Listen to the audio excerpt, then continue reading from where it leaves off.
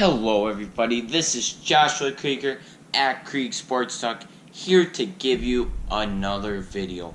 Now, I realize I haven't been on as much, but track season is coming, and I wanted to get a video out today. I'm not sure about tomorrow, because I have a track meet, we'll see. But, enough about my track right now.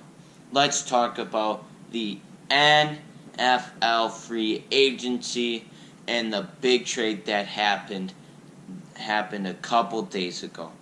So some of the big signings I'm going to talk about is Earl Thomas to the Ravens.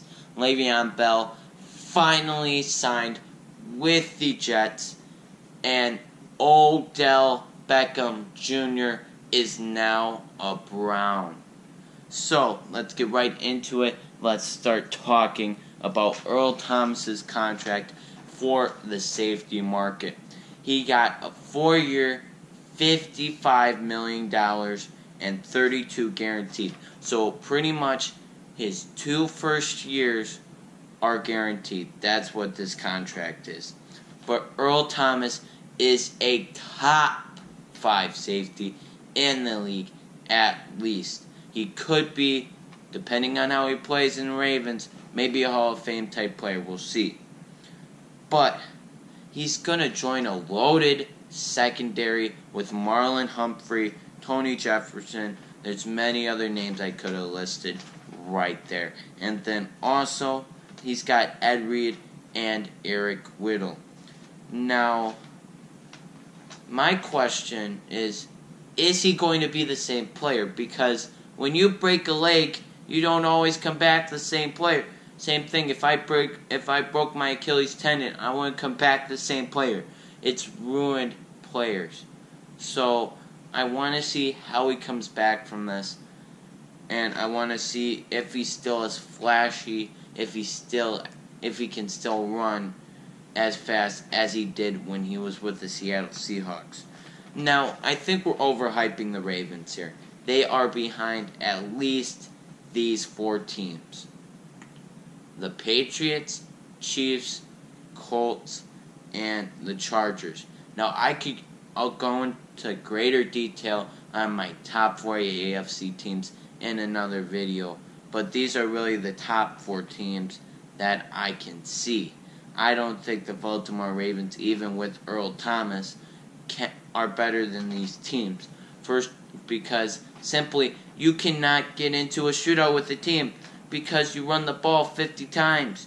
Lamar Jackson cannot run the ball 50 times. I'm telling you, if he runs the ball 50 times, he's going to have a very short career, and he will be robbed of having good seasons towards the end. It happened with Michael Vick. He said, I wish I didn't run the ball as many times when I was younger because I'm really feeling it now. So, I just don't always like the way Lamar Jackson plays. And now, we're going to talk about Le'Veon Bell has ended his saga with the Pittsburgh Steelers. Now, Le'Veon Bell held out 1 year because he did not get his contract. It was pretty much a big baby about it. So, he didn't get his contract. So, he was like, I'm going to sit out because I want long-term security. And I get you want long-term security here. But your running backs do not last in the NFL. They last 8 to 10 years. That's about it. It's the toughest position to play. You're taking a lot of pounding on your body. Now, he could have made $14 million last year playing. He could have made $14 million. But instead, he's going to make around $13.75 million this year without his incentives. So, with this contract, he has a 4-year, $52.5 million contract, which is not Todd Gurley money. Todd Gurley, probably the top running back in the league, he got 4 years, $60 million. So he's making 4-year, $52.5 million, and if he and if he gets all his incentives, he'll have $61.5 million. Now, this is not This is not a big contract. Everybody was thinking, hey, you're gonna beat Todd Gurley. But no, you're not gonna beat Todd Gurley. Was it worth it? To me, no. I would have played. I would have gotten the $14 million, and I would have gotten out of the Pittsburgh Steelers, and I would have gone to another team. Now, he's on an up-and-coming team. I feel the Jets are going to be an interesting team this year, but they're not going to go anywhere. Let's be honest. Their running back and their wide receiver core is awful. It was awful last year. Just awful. And now they have a good running back. They have a good wide receiver. But that's about it. And you put Sam Darnold in the mix. That's about it. You cannot go anywhere with that. So, really, you can't go anywhere with that. But I do like the Jets. They're going to have a focal point of their offense in Le'Veon Bell. And they're going to have a good wide receiver in Jamison Crowder. Now, that's pretty much it for Le'Veon Bell. But Le'Veon Bell didn't reset the running back market, which everybody's like, he's got to reset the running back market. He held out for $14 million. He's got to settle out. And he's on a worse team than what he was before. It just blows me away. Now we are going to talk about the biggest story in the NFL a couple days ago. Odell Beckham Jr. is a Brown, which is pretty interesting because the Browns have been the laughingstock of the league for a better part of 15 years. So OBJ is going to the Browns for a first-round pick, a third-round pick, and a player named safety Jabril Peppers. Now, the Browns are now a pretty interesting team. You have Jarvis Landry, Baker Mayfield, and now you have Odell Beckham Jr., which I think is a pretty interesting tandem.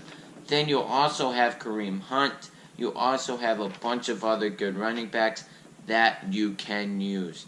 So I really like this for the Browns. They're kind of going all in on a championship. But again, I really don't think they're a top 5 team because the Patriots, Chiefs, Colts, Chargers are the top 4 teams in the AFC. You guys write your top 4 teams in the comment section below. But this is pretty much, in my opinion, the easiest decision to make. I get you could put the Chiefs over the Patriots, but the Patriots are just a better team right now. They just are. So, I'm not talking about top 4 AFC teams in this video. So the Giants, I don't get why everybody's ripping on the Giants. The Giants got a good haul. So let's just think of this.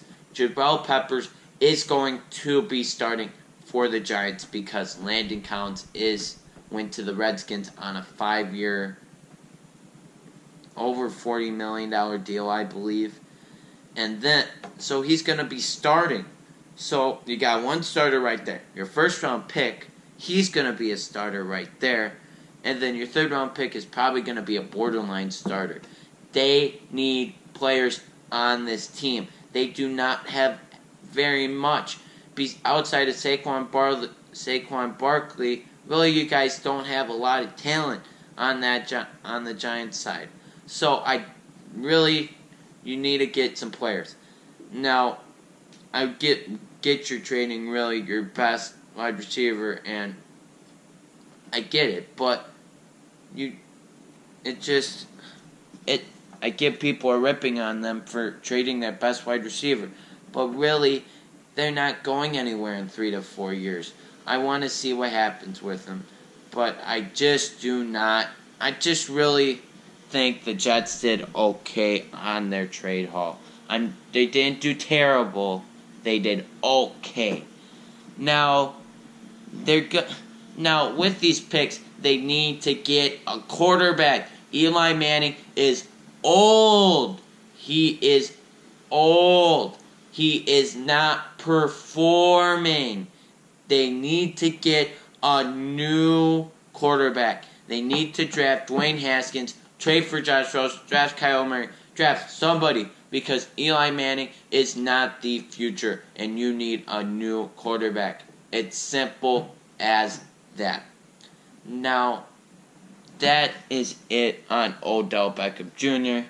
Really, Giants did okay. I give the Giants a B-, and I give the Browns a B+, because I don't think in the A range, I wouldn't put them in the A range, just because I don't think they're, with this signing, they're a top 5 team. So let's recap. Earl Thomas has signed with the Ravens on a 4-year, $55 million deal, and I think he's joining a loaded team with Marlon Humphrey, Tony Jefferson, and we'll see what happens with them during the season. Le'Veon Bell has ended his trade saga, and he signed a 4-year, $52.5 million deal, which did not reset the running back market because Todd Gurley makes more money than Le'Veon Bell. And then OBJ is going to the Browns for a first, a third, and safety Jabril Peppers. It's going to be interesting to watch the Browns this year with this signing, because he's already adding to Baker Mayfield, Jarvis Landry, a whole bunch of other players.